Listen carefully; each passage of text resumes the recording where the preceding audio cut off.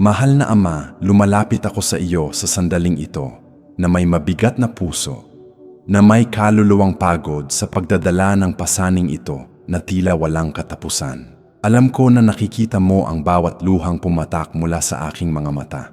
Ang bawat gabi, nagising ako habang iniisip ang mga bagay na nawala sa akin, ang mga bagay na lumipas at hindi na bumalik. Panginoon, narito ako sa harap mo dahil hindi ko na kayang magpanggap na maayos ang lahat. Hindi ko na kayang ngumiti kapag sa loob ay masakit na ang lahat. May mga sugat sa akin na walang nakakakita. May mga sakit na walang nakakaintindi. May kahungkagan na walang anumang bagay sa mundong ito ang nakapuno. Ngunit alam ko, Ama, na sa iyo ay walang imposible. Alam ko na ang tinatawag ng mga tao na walang lunas. Tinatawag mo na pagkakataon upang ipakita ang iyong kapangyarihan. Kaya narito ako, hindi gamit ang magagandang salita, kundi may tapat na daing na nagmumula sa kaibuturan ng aking kaluluwa. Panginoon, ilang beses ko nang sinubukang ayusin ang mga bagay sa sarili kong paraan at lalo lang lumala ang lahat. Ilang pinto ang kumatok ako at lahat ay nagsara sa aking mukha. Ilang beses akong naniwala na sa pagkakataong ito ay magiging iba, na sa pagkakataong ito ay bubuti ang mga bagay. Ngunit ang lahat ay nanatili sa dati o mas lumala pa. Ama, inaamin ko na minsan ay naisip ko kung nakikita mo ba talaga ang pinagdadaanan ko, kung nagmamalasakit ka ba talaga sa aking sakit. Ngunit kahit sa mga pinakamadilim na sandali, kahit noong ang aking pananampalataya ay kasing liit ng butil ng mustasa, mayroon sa loob ko na hindi pumayag na sumuko ako ng tuluyan sa iyo.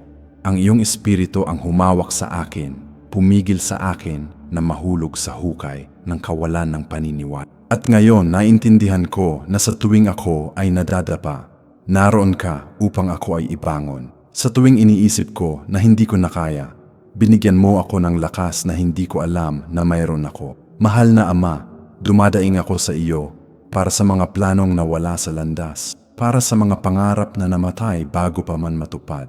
Naaalala ko noong ako ay may pag-asa pa, noong gumigising ako na masigla at naniniwalang darating ang mas magagandang araw. Ngunit lumipas ang panahon, dumating ang mga kabiguan, nagsara ang mga pinto, at ang kagalakan na mayroon ako ay napalitan ng kalungkutan. Ang dating pesta sa buhay ko ay naging pagluluksa. Ang dating pagdiriwang ay naging pag-iyak. Ang dating ngiti ay naging luha. Panginoon, hindi ko alam kung kailan nagsimulang gumuho ang mga bagay. Ngunit alam ko na ngayon ay narito ako sa lupa, sugatan, wasak, at walang lakas na bumangon mag-isa. Ngunit alam ko rin na ikaw ang Diyos na nagbabangon sa mga nadapa, na umaaliw sa mga nahihirapan, na nagpapagaling sa mga sugatan. At iyan ang dahilan kung bakit ako ay dumadaing sa iyo ngayon. Diyos ko, hindi ko matatanggap na ito na ang aking katapusan. Hindi ko matatanggap na ang aking kwento ay magtatapos ng ganito, sa pagkatalo, sa sakit, sa kahungkagan. Alam ko na hindi mo ako dinala rito upang iwanan sa gitna ng Alam ko na ang iyong mga plano para sa akin ay kapayapaan at hindi kasamaan, ay pag-asa at hindi kawalan. Ikaw mismo ang nagsabi sa iyong salita na naparito ka upang kami ay magkaroon ng buhay at buhay na masagana. Kaya Panginoon, bumabangon ako ngayon sa pamamagitan ng pananampalataya. Bumabangon ako kahit nanginginig ang mga tuhod, kahit pagod ang katawan, kahit sugatan ng kaluluwa. Bumabangon ako dahil nagtitiwala ako sa iyo. Bumabangon ako dahil naniniwala ako na may kapangyarihan ka na baguhin ang aking kwento. Bumabangon ako dahil alam ko na ang kasama ko ay mas malaki kaysa sa lahat ng problemang laban sa akin. Panginoong Jesus, dumadaing ako sa iyo sa sandaling ito. Ibalik mo ang lahat ng ninakaw sa akin. Ibalik mo ang aking kagalakan na nawala sa daan. Ibalik mo ang aking kapayapaan na tinangay ng mga alalahan. Ibalik mo ang aking kalusugan na sinira ng karamdaman. Ibalik mo ang aking mga relasyon na nasira ng mga hinanakit. Ibalik mo ang mga pagkakataong lumipas na hindi ko nagamit.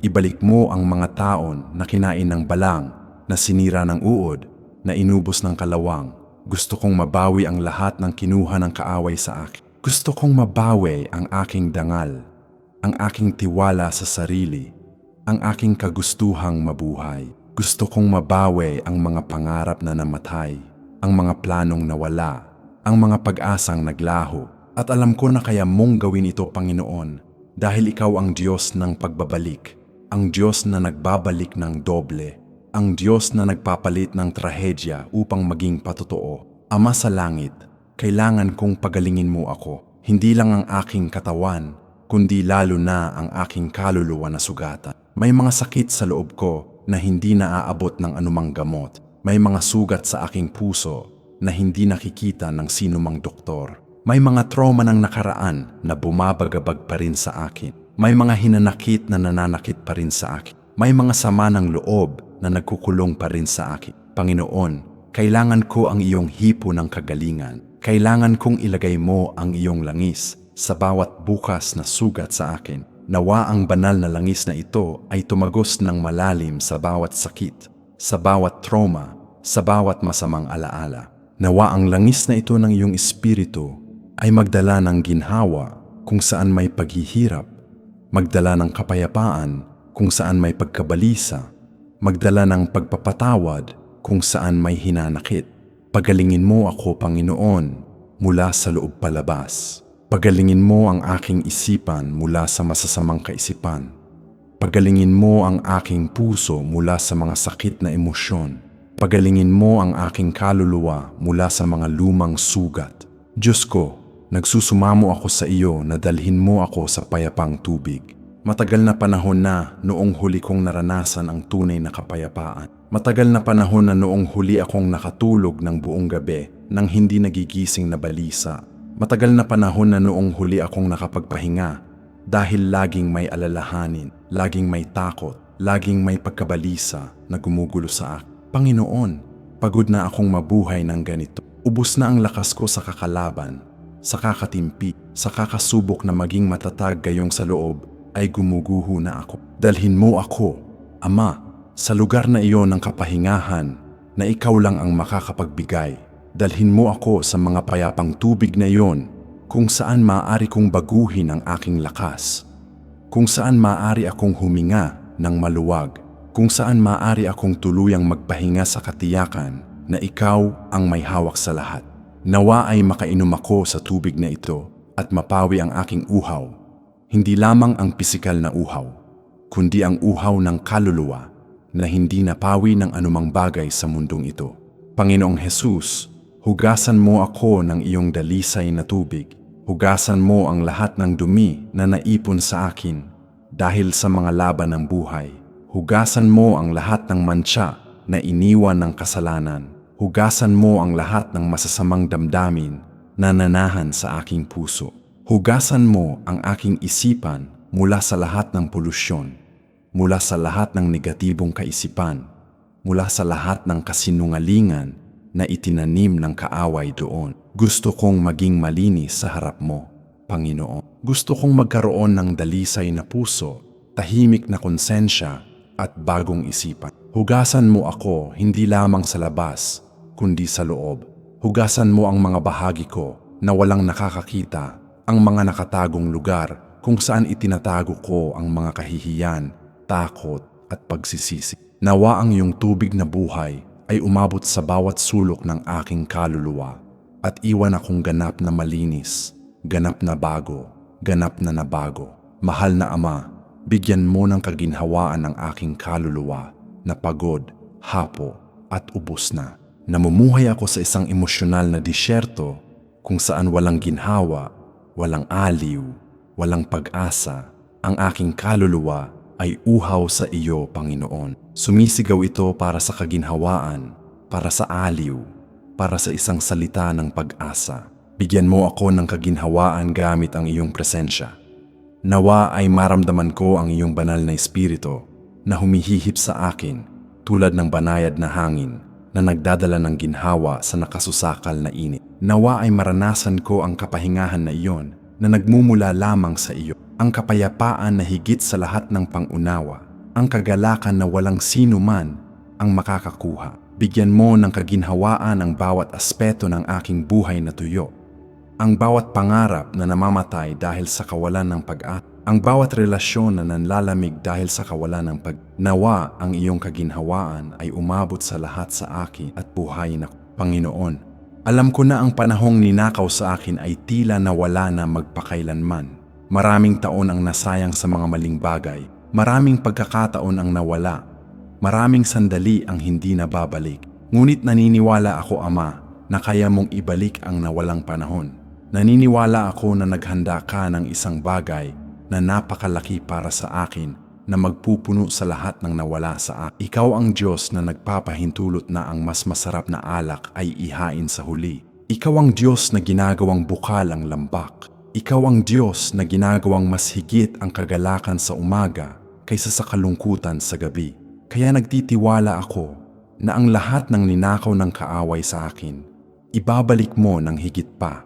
Ang lahat ng nawala sa daan, ibabalik mo ng may dagdag at pagtutuwid. Dahil ikaw ang Diyos ng pagbabalik, ang Diyos ng gantimpala, ang Diyos na hindi kailanman nagkukulang sa sinumang nagtitiwala sa iyo. Diyos ko, ipinapahayag ko sa sandaling ito na naniniwala ako sa kapangyarihan ng aking daing. Naniniwala ako na kapag dumadaing ako sa iyo ng buong puso, dinirinig mo ako. Naniniwala ako na ang aking tapat na daing ay may kapangyarihang kumilos sa iyong kamay, magbukas ng mga pinto, magiba ng mga pader, at bumuhay ng mga pangarap na patay na. Hindi ako narito para gumawa ng magandang panalangin para lang magmukhang espiritu. Narito ako na ibinubuhos ang aking kaluluwa sa harap mo dahil kailangan kita. At alam ko na nalulugod ka kapag ang iyong anak ay lumalapit sa iyo na may pusong bagbag at nagsisisi. Sinabi mo na malapit ka sa mga may pusong bagbag at inililigtas mo ang mga may espiritong nasisiraan ng loob. Kaya, Panginoon, narito ako, bagbag, nasisiraan ng loob, ngunit may sapat na pananampalataya upang maniwala na ibabangon mo ako, ibabalik mo ako, at pagagalingin mo ako. Mahal na Ama, dumadaing ako muli. Ibalik mo ang lahat ng bagay na akin ayon sa karapatan. Ibalik mo ang kalusugan na sinubukang nakawin ng karamdaman. Ibalik mo ang kasaganaan na sinubukang sirain ng krisis. Ibalik mo ang pamilya na sinubukang paghiwalayan ng kaaway. Ibalik mo ang pagsasama na malapit ng masira. Ibalik mo ang mga anak na lumihis ng landas. Ibalik mo ang trabaho na nawala ng hindi makatarungan. Ibalik mo ang dangal na ninakaw ng kahihiyan. Gusto kong mabawi ang lahat ng bagay na akin, hindi dahil karapat-dapat ako, kundi dahil tapat ka sa iyong mga pangako. Ipinangako mo na walang sandatang ginawa laban sa akin ang magtatagumpay. Ipinangako mo na ang binalak ng kaaway para sa kasamaan ay gagawin mong kabuti. Ipinangako mo na maaaring may pag-iyak sa gabi, ngunit ang kagalakan ay dumarating sa umaga. Panginoong Jesus, hinihiling ko sa iyo muli na ilagay mo ang iyong langis ng kagalingan sa lahat ng aking mga sakit. Sa sakit ng pagtakwil na nagmarka sa akin mula pagkabata. Sa sakit ng pag-iwan na nagparamdam sa akin na nag-iisa ako sa mundo. Sa sakit ng pagtataksil na sumira sa aking tiwala sa mga tao. Sa sakit ng pagkawala na nag-iwan ng puwang sa loob. Sa sakit ng karamdaman na umuubos sa akin. Sa sakit ng depression na nagnanakaw ng kagustuhang. Panginoon, nawa ang iyong langis ay tumagos ng malalim sa bawat isa sa mga sakit na ito at magdala ng kagalingan, magdala ng ginhawa, magdala ng kalayaan. Nawa ang banal na langis na ito ay maging makapangyarihang gamot na umaabot sa mga lugar na wala ng ibang makaabot. Nawa ay tumagos ito sa pinakamalalim na bahagi ng aking kaluluwa at magdala ng ganap na kagalingan. Ama sa langit, nagsusumamo ako sa iyo na dalhin mo akong muli sa mga payapang tub. Kailangan ko ang lugar na iyon ng kapayapaan kung saan maririnig ko ang iyong tinig ng walang abala ng mundo. Kailangan ko ang lugar na iyon ng kapahingahan kung saan maaari kong baguhin ang aking lakas. Kailangan ko ang lugar na iyon ng pakikipag-isa kung saan mararamdaman ko ang iyong presensya sa totoo at nakapagpapabagong paraan. Dalhin mo ako, Panginoon, sa mga tubig na nagpapanumbalik ng kaluluwa. Tubig na naglilinis, na nagpapagaling, na nagbabago. Tubig na nagdadala ng buhay kung saan may kamatayan. Pag-asa kung saan may kawalan ng pag-asa. Kagalakan kung saan may kalungkot. Nawa ay makalusong ako sa mga tubig na ito at umahon na ganap na nabago, ganap na bago, ganap na naibalik. Nawa ay makainom ako sa mga tubig na ito at hindi na muling mauhaw sa mga walang kabuluhang bagay ng mundong ito. Diyos ko, hugasan mo ako ng paulit-ulit. Hugasan mo ako hindi lang minsan, kundi patuloy. Dahil kailangan kong mabuhay sa patuloy na pagdadalisay, sa patuloy na pagbabago. Hugasan mo ako mula sa mga mansya na sinusubukang ilagay ng mundo sa akin araw-araw. Hugasan mo ako mula sa mga maruming kaisipan na sumusubok pumasok sa aking isipan. Hugasan mo ako mula sa mga maling salita na minsan ay lumalabas sa aking bibig. Hugasan mo ako mula sa mga ugali na hindi nakalulugod sa iyo. Gusto kong mabuhay ng banal na buhay sa harap mo, hindi dahil sa obligasyon, kundi dahil mahal ko ang kadalisayan na nagmumula sa iyo. Hugasan mo ako gamit ang mahalagang dugo ni Jesus na may kapangyarihang maglinis ng lahat ng kasalanan, lahat ng pagsisisi, lahat ng kahihi. Nawa ang makapangyarihang dugo na ito ay luminis sa akin ng lubusan at gawin akong maputi pa sa niyebe sa harap mo. Panginoon, bigyan mo ng kaginhawaan ang aking kaluluwa muli. Kailangan ko ang patuloy na kaginhawaang ito. Dahil mahirap ang buhay, totoo ang mga pagsubok, mahirap ang mga laban. Bigyan mo ako ng kaginhawaan kapag pagod na akong lumaban. Bigyan mo ako ng kaginhawaan kapag malapit na akong sumuko. Bigyan mo ako ng kaginhawaan kapag malakas ang tukso na gustong magpabagsak sa akin. Bigyan mo ako ng kaginhawaan kapag ang kalungkutan ay gustong manaig sa akin. Nawa ang iyong kaginhawaan ay maging tulad ng preskong tubig sa araw ng matinding init, tulad ng lilim sa mainit na disyerto, tulad ng pahinga pagkatapos ng mahabang paglalakbay.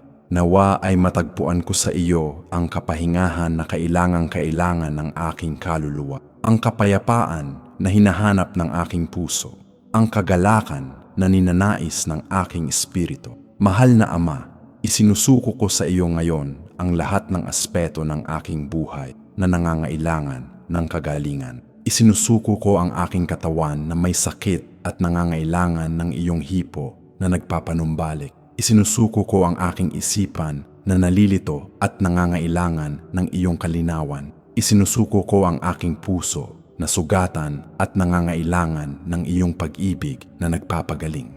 Isinusuko ko ang aking mga relasyon na nasira at nangangailangan ng iyong pagbabalik.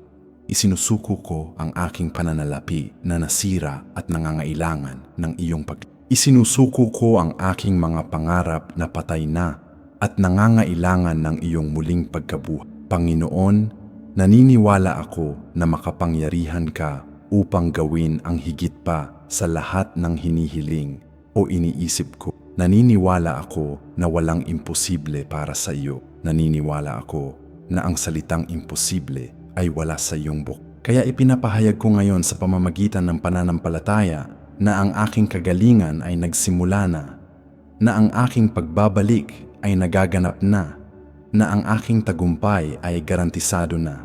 Panginoong Jesus, pinupuri kita dahil alam ko na dininig mo na ang panalangin ito. Pinupuri kita dahil alam ko na kumikilos ka na sa aking buhay. Pinupuri kita dahil alam ko na ang mas magagandang araw ay darating. Hindi na ako titingin sa likod na umiiyak para sa mga lumipa, kundi titingin ako sa harap na may pag-asa para sa mga darating. Hindi ko na ipaghihinagpis ang nawalang panahon, kundi ipagdiriwang ko ang panahon ng pagbabalik na ibibigay mo sa akin. Hindi ko na ituturing ang sarili ko na talunan, kundi babangon ako bilang mananagumpay dahil ikaw ang aking Diyos at kasama kita.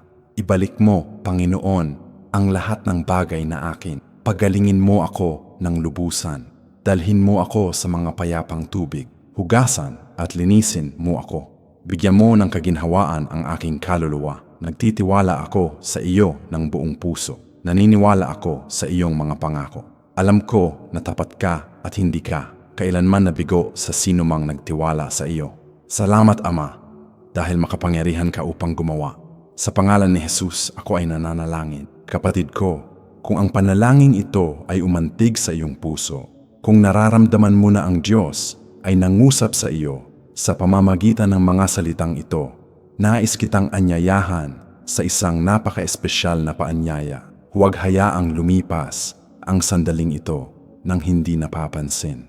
Pindutin ngayon ang like sa ibaba dahil ang simpleng kilos na ito ay makakatulong sa maraming ibang tao na pinagdadaanan ang parehong pinagdaanan mo upang mahanap ang makapangyarihang panalangin ito. Ibahagi ang bidyong ito sa taong nagdurusa, sa kaibigang may sakit, sa kapamilyang nangangailangan ng himala. Maaari kang maging instrumento ng Diyos upang magdala ng pag-asa sa isang taong nag-iisip ng sumuko. Manatili sa amin sa channel na ito. Buhayin ang kampana ng abiso. Dahil dito ay makakahanap ka ng mga panalangin na bumabago ng buhay, nagpapagaling ng mga sugat at nagbabalik ng mga pamilya. At mayroon pa, isulat dito sa mga komento ang iyong buong pangalan upang maipanalangin ka namin ng partikular. Isulat din ang iyong kahilingan sa panalangin. Sabihin sa amin kung ano ang kailangan mong gawin ng Diyos sa iyong buhay. At kung ang Diyos ay gumawa na ng himala sa iyong buhay, kung nakatanggap ka na ng kagalingan, pagpapala o tagumpay, isulat ang iyong patotoo dito sa mga komento upang ang ibang tao ay mapatibay at lumakas ang kanilang pananampalataya. Tandaan, ang Diyos ay walang itinatangi. Kung ano ang ginawa niya para sa isa, kaya niyang gawin para sa iyo. Paniwalaan mo ito ng buong puso. Ang iyong kagalingan ay nagsimula na. Ang iyong pagbabalik ay nagaganap na. Ang imposible ay malapit ng maging posible sa iyong buhay. Manatili sa kapayapaan ng Panginoon at hanggang sa susunod na panalangin.